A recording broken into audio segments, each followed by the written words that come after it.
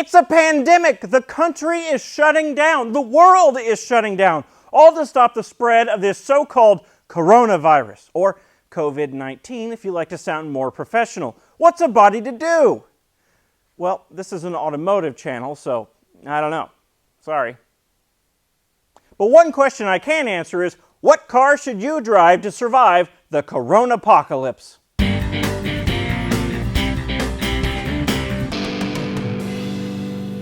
Hi, I'm in my writing cubby. I came in here to write the script for this video, but this is as far as I got. Raid Shadow Legends sponsored this video, so naturally, I downloaded the game on my phone for research. Now, I'm not a gamer in any form, shape, or way, so I expected to download the game on my phone, play it for 10 minutes, and be done with it, but something weird happened. I like the game, and I'm still playing it 2 days later, battling my way through the stages. Raid Shadow Legends is a turn-based RPG with lovely graphics that make it look like no other game I've ever played. I mean, I haven't played any other games, but take my word for it, it looks nice. My favorite champion is Galek, mainly because his name sounds like Alec, so I can pretend he's the ogre version of everyone's favorite Jeopardy presenter. I'll take losing in battle for 300, Trebek. Oh, I'm an ogre.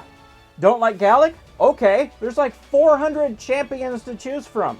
And the game's available for mobile and desktop. Want to try Raid Shadow Legends for yourself?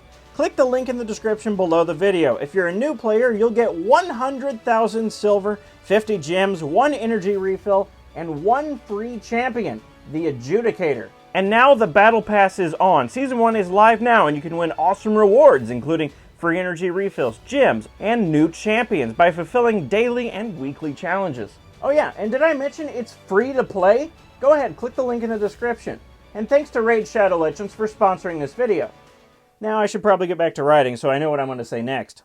This is a Trabant, a car famous the world over for its rugged simplicity. Also for being a terrible car and a symbol of communist oppression or whatever, but mainly for its rugged simplicity. Can a Trabant help you survive the coronavirus pandemic? The rugged simplicity and ease of maintenance of this machine mean you don't have to rely on other people in the event your Trabant breaks down, which is helpful for not spreading or contracting coronavirus. All you need to fix a Trabant are some wrenches, a mallet, and a bit of know-how. And a specialty brake drum puller for the brakes, some screwdrivers, a translated manual, and some specialty hydraulic fluid for the transmission.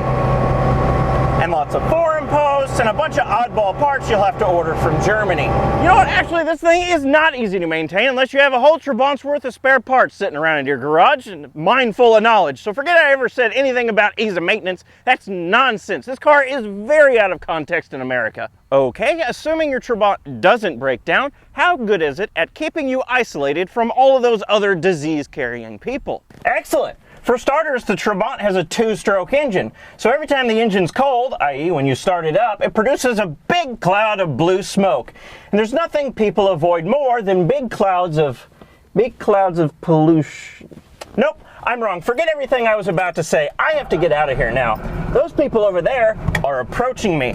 I seem to have forgotten that nothing attracts more attention than a Trabant in America. Now, excuse me while I escape. Those people might have the coronavirus. The Trabant is a terrible car to escape the coronapocalypse in. I don't know what I was thinking. Flee! Flee! All right, so how about this? This is a crew cab Ford F-150. Will it keep you safe during the coronapocalypse? Well, it's starting out pretty good. Unlike the Trabant, this has 4-wheel drive and a large open bed in the back for which to carry your worldly belongings, which in my case is just a single 2x4. That's all you really need. You can do just about anything with a 2x4. In fact, this video was filmed on a 2x4. The 4-wheel drive aspect is important too, because what better way to stay away from everyone than by going off-road? The 4-wheel drive in this pickup means I can go just about anywhere I want to go, which in the case of the coronapocalypse is away from everyone else. It even has a low-range transfer case. Low-range transfer case, so I could theoretically rescue other stuck isolation hunters. I mean, I wouldn't do such a thing because that would involve potential contact with other people, but it's nice to know that in a moment's notice I could, say, rescue a stuck school bus full of children.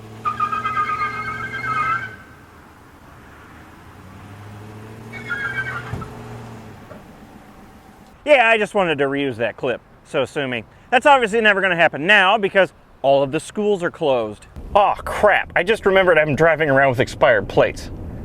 I guess if I get pulled over, I'll just cough a couple times and tell the cop I have the coronavirus. And when that doesn't work, I can just show him the new plates I got at the DMV a couple months ago that I've been too lazy to put on. It's a good thing I can go so far off the beaten path in this pickup because one downside of a vehicle of this type is that the bed in the back carrying all of my worldly belongings is open and exposed to the elements. That means any rando, including those infected with COVID-19, could come by and sneeze on all of my worldly belongings. Then I'd get the coronavirus, I'd get a mild case of the sniffles, and my grandma would die. And I don't want that. My whole day would be ruined. Ignoring that little downside, surviving in here is easy. I have everything I need in here. I've got food to eat, I have water to drink, I have hand sanitizer to cultivate super germs, and I have America's new form of currency. So really, I'm good to go until I need to move. It's at this point I feel like I should mention reliability, but really, do I? Anything at all is going to be more reliable than a Trabant, and even if I don't compare it to that old cotton box, this thing is still super reliable. It's highly unlikely I'm going to have a breakdown in this thing. I can count on the fact that every time I turn the key,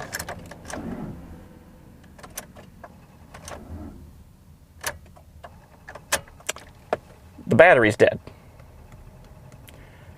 Crap. Help!